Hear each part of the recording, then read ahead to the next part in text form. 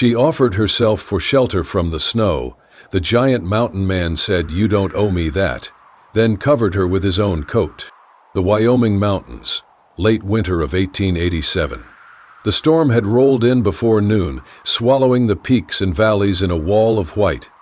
By dusk, the wind howled through the pines like a wounded animal, hurling sheets of snow against the ridges.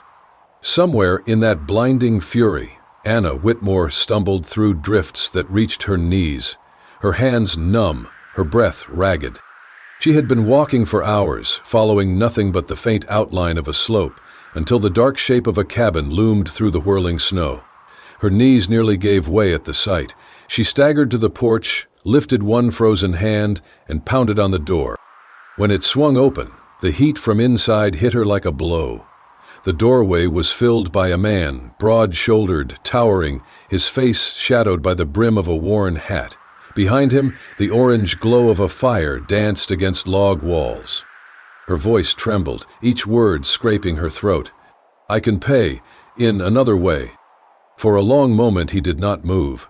His eyes, gray as the winter sky, held hers, steady and unblinking. Then he spoke, his tone low, deliberate. "Not here, not ever."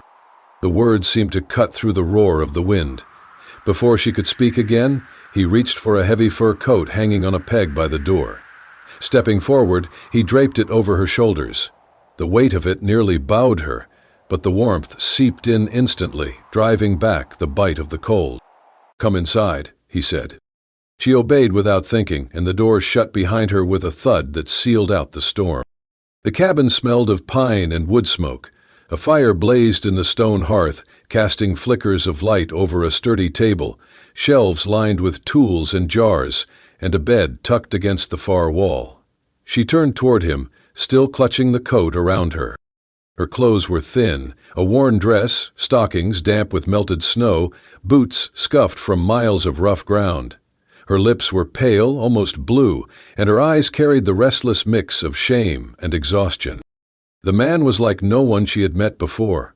He was easily a head taller than most men she'd known, his frame built like the pines outside, solid, immovable. His hands were large, the skin weathered and nicked from work, yet every movement was measured, careful, as though afraid to cause harm. Without a word, he guided her toward the fire, pulling a chair closer so the heat could reach her. He crouched by the hearth, adding another log, the muscles in his back shifting beneath his flannel shirt. "You're frozen through," he said, glancing at her over his shoulder. "Sit, warm yourself." She lowered herself into the chair, the fur coat pooling around her like a blanket. The heat licked at her face and hands, and for the first time in hours she felt something other than the raw ache of cold. He rose to his full height, filling the space between her and the door, and for a moment she wondered if she had stepped into safety or simply into another kind of danger. But he only crossed to a shelf, fetched a tin cup, and poured steaming water from a kettle that had been hanging over the fire.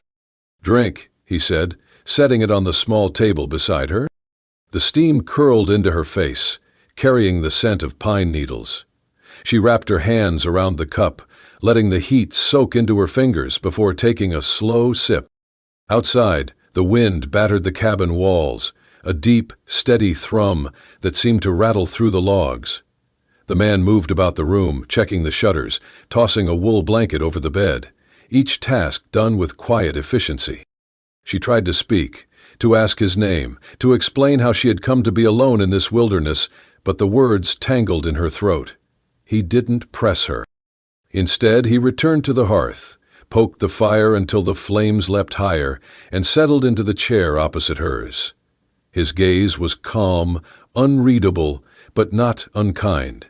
For a time, they sat in silence, the only sounds the hiss of the logs, the muffled roar of the storm, and her own breathing as it began to slow. The warmth seeped deeper, loosening the knot of tension in her shoulders. She pulled the fur coat tighter around herself, its weight a strange comfort. She didn't know this man, didn't know why he had let her in without demanding payment or explanation, but the truth settled over her as firmly as the coat on her back. She was safe, at least for tonight. The storm would rage until morning. The wind would scream and claw at the cabin walls. But here, in the glow of the fire, with the scent of wood smoke curling through the air and the quiet presence of the man across from her, Anna Whitmore felt something she had not felt in a long, long time. She felt secure. And that, more than the warmth or the coat, was what kept her still in her chair long after her hands had stopped shaking. The storm eased by morning, leaving the mountains wrapped in a muffled stillness. Outside, the snow lay deep and clean, the trees bowed under its weight. Inside the cabin, the air was warm from the fire Caleb had kept through the night, though the flames had dwindled to a low, glowing bed of coals. Anna stirred in the chair where she'd drifted to sleep. The heavy fur coat still rested around her shoulders, smelling faintly of smoke and pine. Caleb was already moving about the room, his steps steady and unhurried. "You should learn how to keep the fire going," he said, his voice breaking the quiet. "If I'm outside and you need heat, you'll know what to do." He straightened in the chair, brushing her hair from her face. I have never done that before." "That's all right." He crossed to the woodpile by the wall, selecting a few split logs. "It's not difficult, just takes patience." The hearth was a tidy corner of the cabin, its stones blackened with years of use. Caleb knelt beside it, setting the logs on the floor. "First you clear the ashes just enough to let air through," he explained, scraping gently at the coals with a small poker. "Then you lay kindling, thin pieces first. The fire needs to breathe." Anna crouched beside him, the warmth of the coals brushing her cheeks. She reached for a piece of kindling, but her fingers hesitated. Caleb handed her one, their hands not quite touching. "Here," he said. She placed it awkwardly atop the coals. The flame caught briefly, then sputtered out. Her mouth tightened. "I did it wrong." "No," he said evenly, "you just need to adjust." He pointed to the space between the sticks. "Give the fire a way through." She tried again. This time the flame licked at the wood, but when she reached for another piece, her sleeve brushed the stack and sent it tumbling. The fire died in an instant. "I am hopeless," she muttered. "You're learning," Caleb replied. He picked up the scattered sticks, setting them back in place. "Here, let me guide your hand." He paused before touching her wrist. "May I?" She glanced at him, caught off guard by the question, and nodded.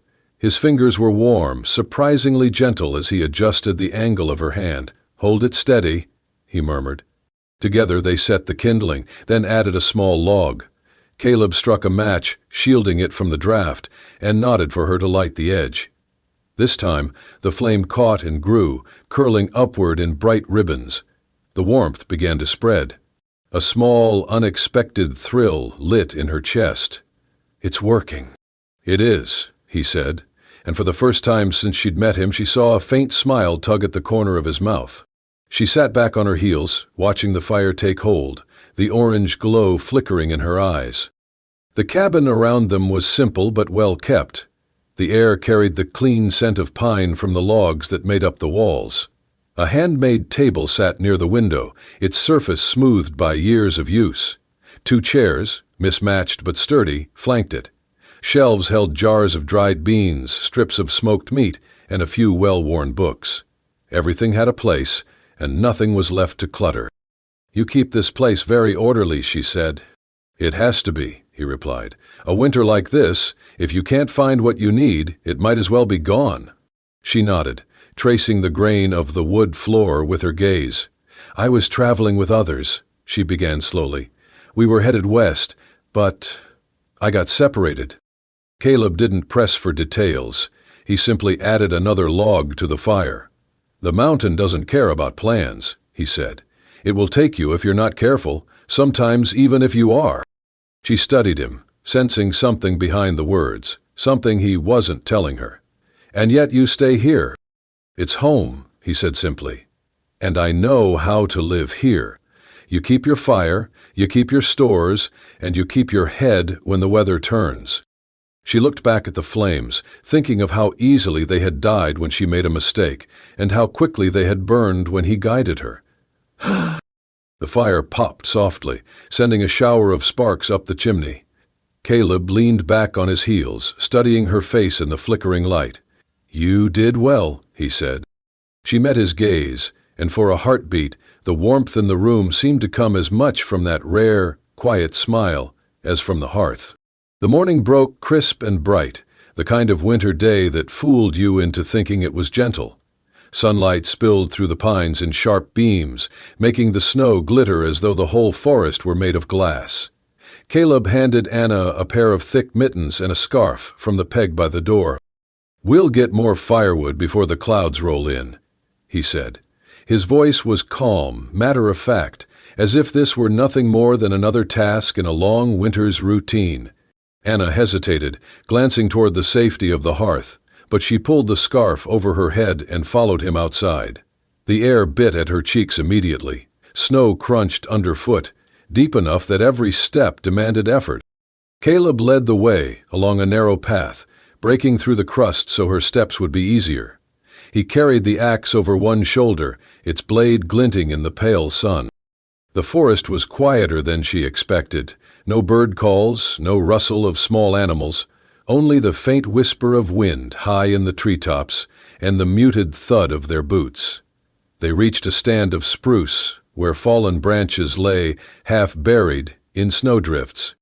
Caleb set down the axe and knelt, showing her how to pull free the driest pieces, how to test the weight and sound of the wood before adding it to the sled. She mimicked his motions, clumsy at first, but the work warmed her fingers and steadied her breath. It was when she stepped toward a thicker branch farther upslope that she heard it. An unfamiliar sound, sharp and delicate at once. Her head snapped up. A thin veil of snow shifted on the slope above, then began to slither downward, slow at first, then faster, gathering mass and speed. "Anna!" Caleb's voice was suddenly urgent. Before she could move, her boot slid on the icy crust. The world tilted. She felt her feet go out from under her, the weight of snow pulling at her legs. Panic flashed hot in her chest. Then he was there. Caleb's arm hooked firmly around her waist, yanking her clear of the path of the slide. The force of it spun her toward him, and he turned with the movement, putting his back to the rushing snow. It hit with a muffled roar, slamming against his shoulders and spilling around them in a cold, choking spray. Anna pressed against him instinctively, her hands clutching at the coarse wool of his coat. She could hear his breathing, steady but quickened, matching the hammering of her own heart. "It's all right," he said, his voice low, almost lost under the hiss of settling snow. "I've got you." They stood like that for what felt like a long time, her cheek against his chest, the heat of him seeping into her bones. His arm stayed strong around her, his other hand braced against the trunk of a nearby tree. Gradually, the tension in her muscles eased. The trembling that had started in her legs faded until she was aware of only the cold air on her face and the thud of his heartbeat under her ear. When he finally stepped back, it was slow, deliberate, as if making sure she could stand steady on her own. His gaze searched her face for any sign of hurt. "You're not hurt?" She shook her head, still breathless. "No, I'm fine." "Good." He glanced at the slope, now marked by a fresh scar of disturbed snow. "We'll keep to the lower ground from here." They gathered the last of the wood in silence. Anna kept close, her eyes on the trail he made through the drifts. Each time he turned to check on her, something unspoken passed between them, a quiet acknowledgement of what had just happened, of the way his presence had stood between her and something much colder than the snow. By the time the cabin came into view, the light had shifted, shadows stretching long over the white ground. Caleb pulled the sled to the woodpile and began stacking the logs without a word. Anna lingered by the door, watching him. The air between them felt different now, not heavier, but fuller, threaded with something that didn't need to be named. She thought of the moment his arms had closed around her, not as a cage, but as a shelter. Inside, as they shed their snow-crusted coats, she met his eyes for a heartbeat longer than before. He didn't smile, not exactly, but the smallest easing of his features told her he understood. That night, the wind returned, rattling at the cabin walls. but Anna lay in her bedroll, feeling the echo of his steady grip in the storm. And though no words had been promised, she knew there was a new tether between them, something as quiet as the snow outside, and just as certain. The snow had been falling all morning, soft and steady, blurring the outlines of the pines beyond the cabin window. Inside, the air was warm, carrying the faint aroma of wood smoke and dried herbs from the small bundle hanging near the stove. Caleb had gone out to check his traps, leaving Anna with the quiet of the cabin. She decided to make herself useful, moving to the tall wooden cupboard beside the hearth. The shelves inside were neat but crowded. Folded wool blankets, stacks of clean shirts, a row of jars sealed with wax. She began to refold a pile of linens when her hand brushed against something tucked at the back of the shelf. She pulled it out carefully. It was a scarf, soft once, perhaps, but now worn thin, its deep blue faded to a dusty gray. The edges were frayed, and a small tear had been mended with uneven stitches. It looked like it had been folded and refolded 100 times, yet kept close enough to gather the faint scent of cedar from the cupboard. Anna's fingers lingered on the knit pattern. It was clearly handmade, each loop and stitch imperfect in a way that made it personal. She was still holding it when the door opened and a gust of cold swept in with Caleb. He stepped inside, shutting out the snow, stamping the frost from his boots. His gaze fell on the scarf in her hands, and something in his expression shifted. The easy steadiness she'd come to know gave way to a darker stillness, his eyes fixed on the fabric. "I didn't mean to pry," she said quickly. "I was just—" "It's all right," he cut in, though his voice was quieter than usual.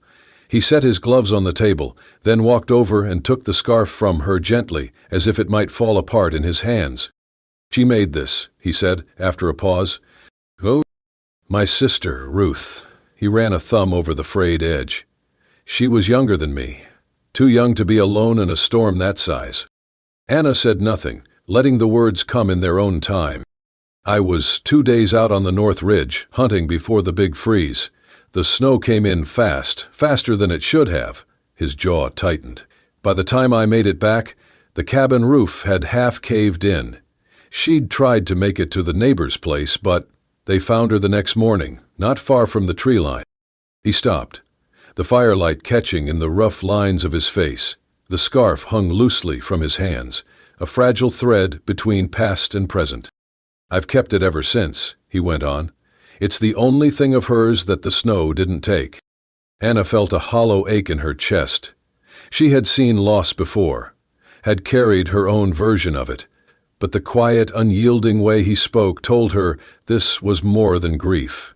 It was a wound that had shaped the way he stood in the world, the way he kept his distance, the way he guarded what little he had left. "You blame yourself," she said softly. "I was supposed to be there." His voice was low, almost flat. "I was supposed to keep her safe." Anna's eyes dropped to the scarf, imagining a young girl's laughter caught in the loops of yarn, the warmth of her hands as she had worked each stitch. "Sometimes we can't be everywhere," she said. "Sometimes the storm is faster." He looked at her then, and in his gaze she saw not just the weight he carried, but the recognition of something in her, something equally heavy. She thought of the nights she'd spent making choices she couldn't take back, of the cold calculations she had endured to survive, of the faces she couldn't forget. Loss had many shapes. His was carved in snow and silence, hers in shadows and bargains made under duress, but both left the same hollow behind. The fire cracked softly, filling the space between them. Caleb folded the scarf carefully, setting it back in the cupboard with a precision that felt almost like a ritual. "Ruth would have liked you," he said finally. Anna wasn't sure what to say to that, so she just nodded, feeling the truth of it settle somewhere deep. In that moment, the cabin seemed smaller, the snow outside quieter, as if the world itself was holding still for the weight of what had been shared.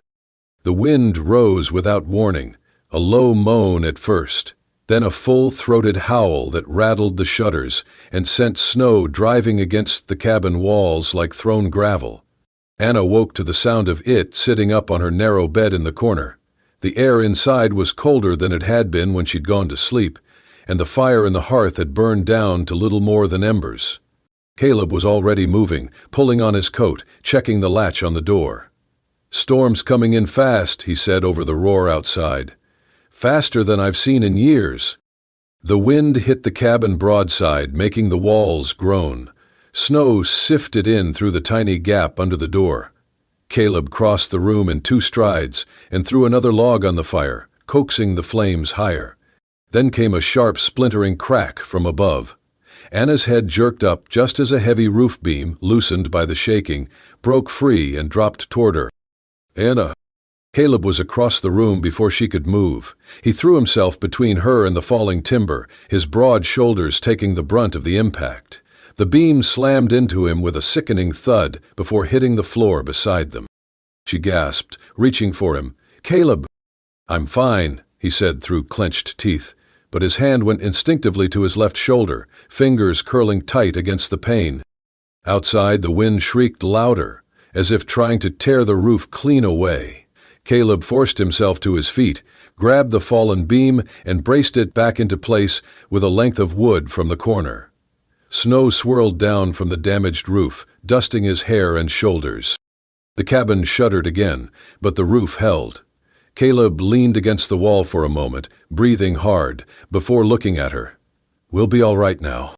She didn't believe him, not with the way his jaw tightened against the pane, but she nodded, pushing past the pounding of her own heartbeat. "Sit down," she said firmly. He started to protest. "Anna, there's no—" "Sit down." Her tone brooked no argument, and after a moment he lowered himself onto the bench by the fire. She fetched the small wooden box of supplies from the shelf, the same one he had used for her knee days before. Up close, she could see the damage. The heavy fabric of his coat torn at the shoulder, the shirt beneath darkened with blood. Her hands trembled as she worked the buttons open, revealing the bruising already blooming beneath his skin. "Hold still," she murmured, though he hadn't moved. The gash was long but shallow, cut more by the splintered edge of the beam than by blunt force.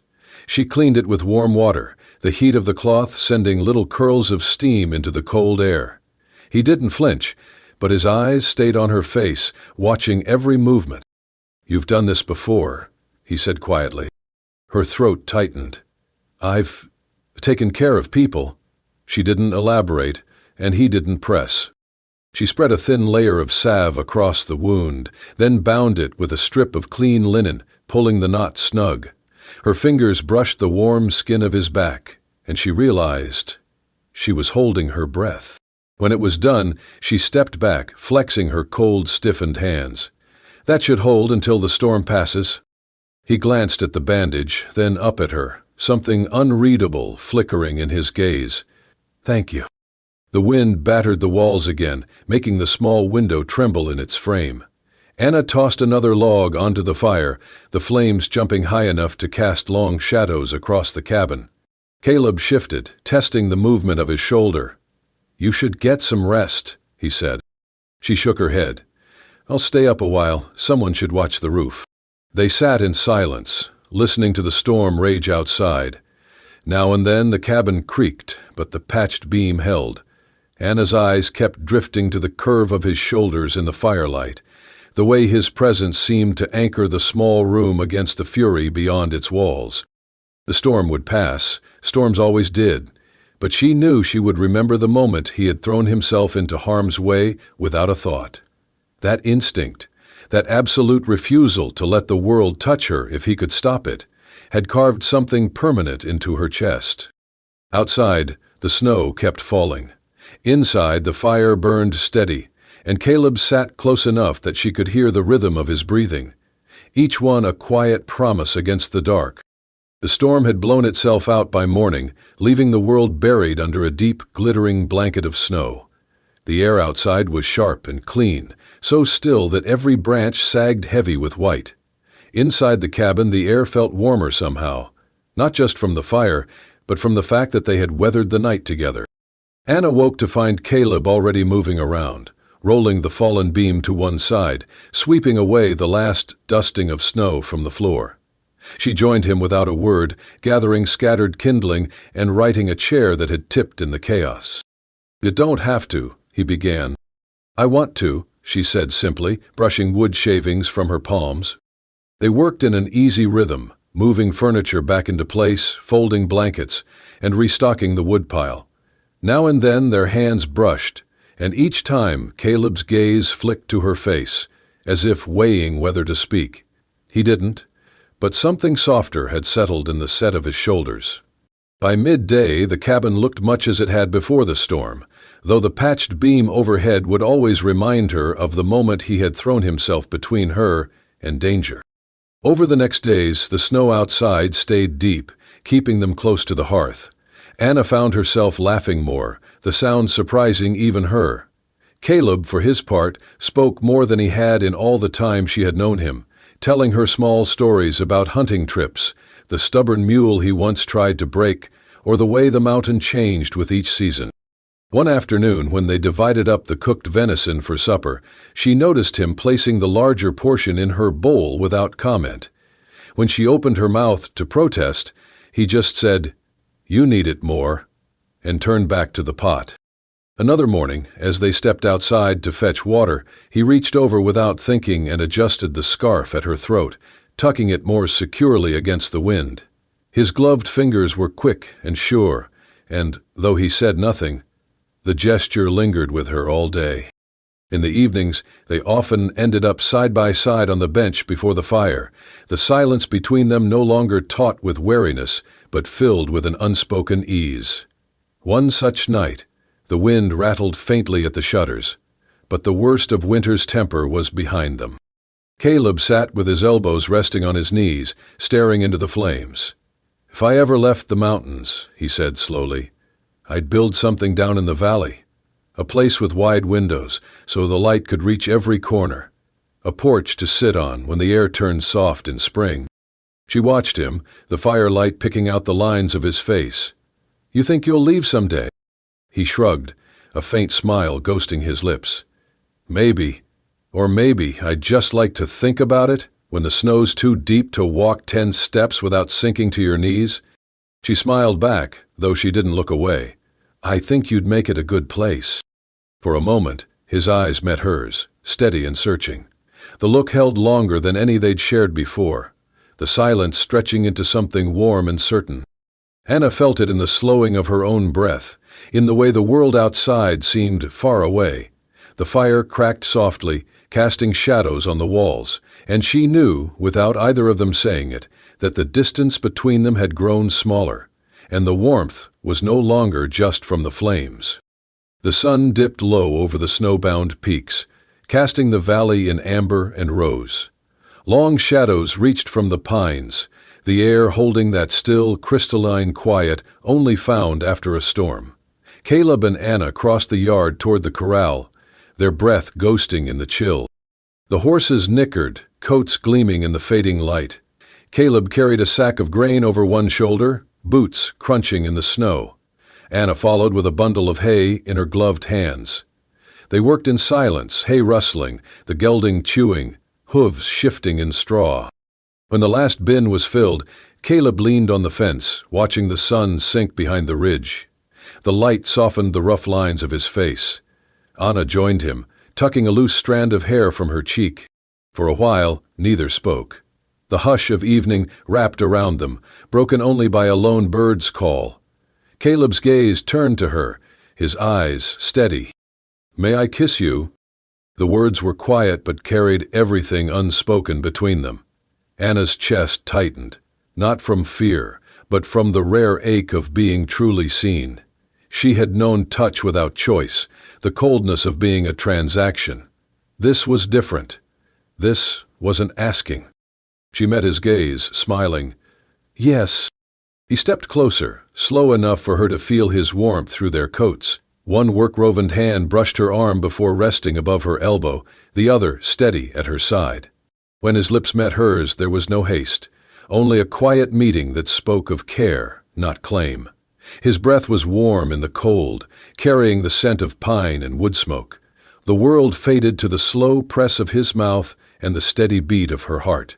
She leaned into him because she wanted to. The cold nipped at her cheeks, but he was a shelter against it, steady as the mountains.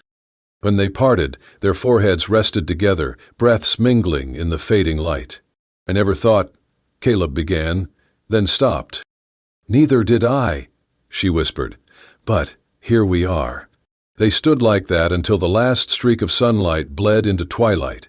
Then, without speaking, they walked toward the cabin, steps falling into the same quiet rhythm they had shared since the storm. Snow crunched underfoot. The scent of chimney smoke reached them before the cabin came into view.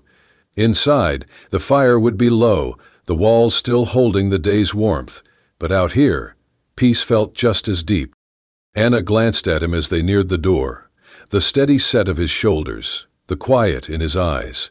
It felt like something she could trust, not just tonight, but for whatever came after.